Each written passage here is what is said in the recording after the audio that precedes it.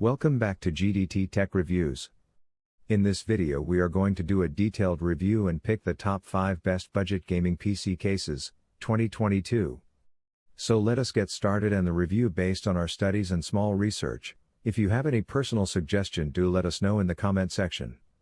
If you are for the first time, don't forget to subscribe and click on the bell icon for more videos. We will be also providing affiliates link to purchase from Amazon. Kindly use to for best offers and purchase from anywhere in the world. So let's get started.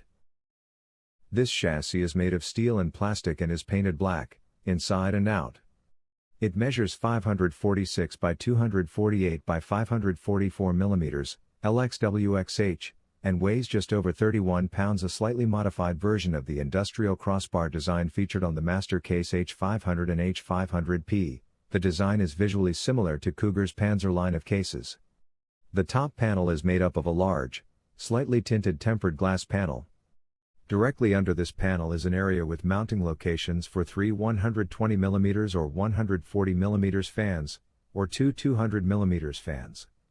The revamped structured bar design features large ventilation holes running along both sides of the front and top panels with dual-layer black metal mesh, a coarse perforated metal, backed by fine metal screening material, embedded in the frame. These air intake vents provide a path for fresh air to be drawn into the chassis. The area between the top panel and the front panel is slanted at a 45 degrees angle. This area is home to 4 USB 3.0 and 1 USB 3.1 Type-C ports, headphone and microphone jacks, a hard drive activity LED and a reset and power button. The reset button can also be used to manually control RGB lighting functions. Note that if you plan on utilizing all 4 USB 3.0 ports, you will need a motherboard with dual 3.0 headers or a 20-pin splitter cable. Packed with premium features and top-notch thermal and acoustic performance, there are a number of reasons to choose the Cooler Master Case H500M. Its ability to accommodate a wide variety of system builds makes it easy to recommend to just about anyone, if they have the money. With so many companies vying for your hard-earned money, it seems like there isn't a brand out there that doesn't have a premium chassis packed with all the bells and whistles, including tempered glass panels, addressable RGB lighting, USB Type-C ports and water cooling options galore. One such company competing for your attention is Cooler Master with the latest entry in its Master Case line of chassis. The Corsair Vengeance i7200 is one of the best gaming PCs you can buy right now but might not look at first glance. Whereas many companies distinguish their desktops by pouring on the flash with ostentatious case designs, splashy paint jobs, and LED overload, Corsair has taken a more laid-back approach with a basic black aesthetic that makes efficient use of targeted splashes of color. As a result, this computer looks like it's a lot more mature while also being something you won't mind displaying to the world. When turned off, the Corsair Vengeance i7200 looks like an old-school gaming desktop. The Corsair 4000D Airflow case may be a mid-tower ATX model, but it still projects the appearance of a hulking black monolith, with a tinted window side panel providing a dim view of the interior. But press the power button, and the system dazzles with color from an elaborate RGB lighting setup. The 3 fans on the front panel, covered by a removable grille with the Vengeance logo at the top, each cycle colors independently. White flashes that look like random lightning hits augment the RGB effects. Like most gaming desktops, the Corsair Vengeance i7200 provides a decent selection of ports. On the motherboard itself are 6 USB ports, 2 USB 2.0 for the keyboard and mouse, 3 USB 3.2 General 2 Type A, and 1 USB 3.2 General 2 Type C, HDMI and DisplayPort connectors, a 2.5G Ethernet jack, 6 HD audio jacks, and a single PS/2 port. The graphics card also offers 2 HDMI ports and 3 DisplayPort connectors.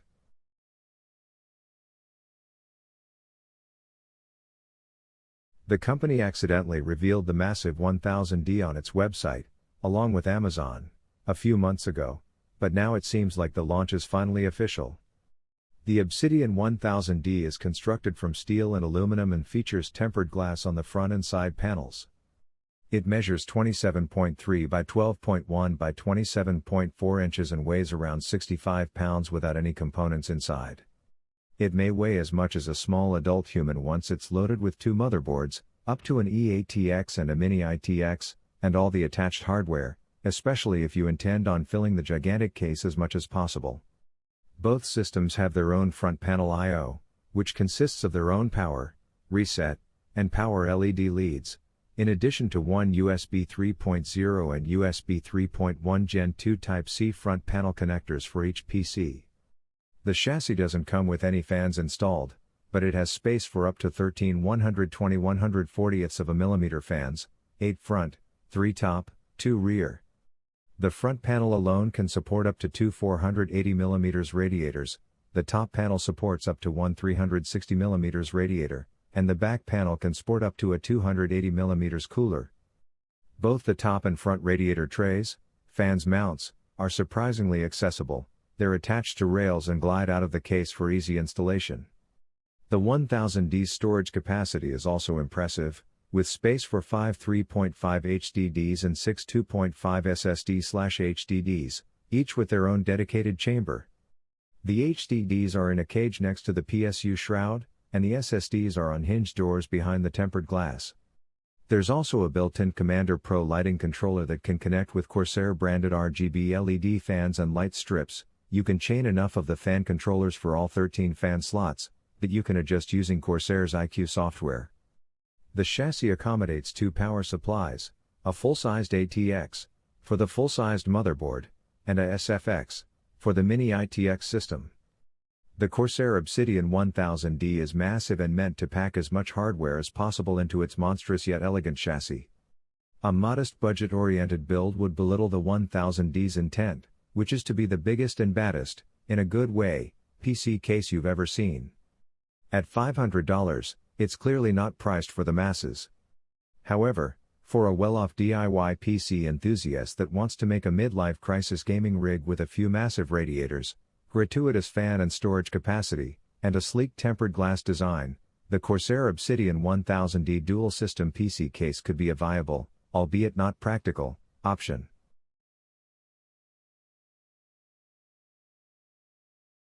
The NZXT H710i mirrors the style of many of the company's other cases.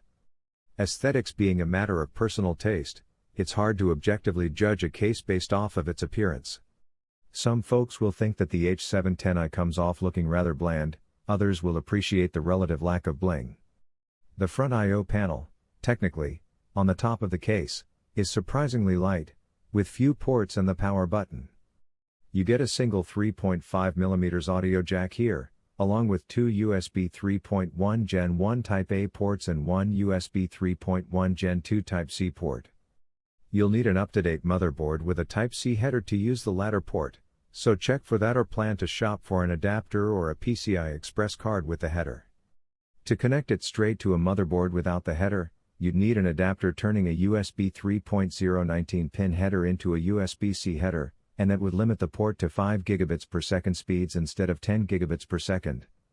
The interior well of the system is a bit oversized, which means the case can take a standard ATX motherboard, or even an extended ATX, eATX, board. You might also notice the vertical PCI Express slots in front of the usual PCI backplane. You can do a vertically mounted GPU in here, though like most such cases, the H710i doesn't include the hardware or GPU riser cable to make it happen. You'll have to source that yourself. Inside the chassis, meanwhile, is a well-hidden premium feature, NZXT's updated fan controller. The controller looks like a perforated square and works with the company's CAM software for fan curve tweaking and optimization. The case comes with 3 of the company's 120mm Air F120 case fans pre-installed up front and one 140mm Air F140 on the rear panel. This set of gear likely pumps up the H710i's $169.99 price, so be sure you mean to use the CAM controller and the fans before diving in. If you'll just ditch or ignore them, you might want to look at the cheaper, $139.99, H710 instead. The CAM software is better than your average bear for tweaking the fan and lighting internals of the chassis.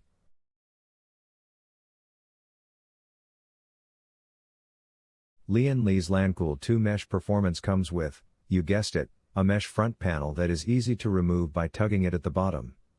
The front doesn't feature any fancy design elements aside from the Lian logo at the bottom, but if you were to install RGB fans in the front, or opt for the RGB variant, you would get a cool effect seeing the RGB lit fans through the mesh.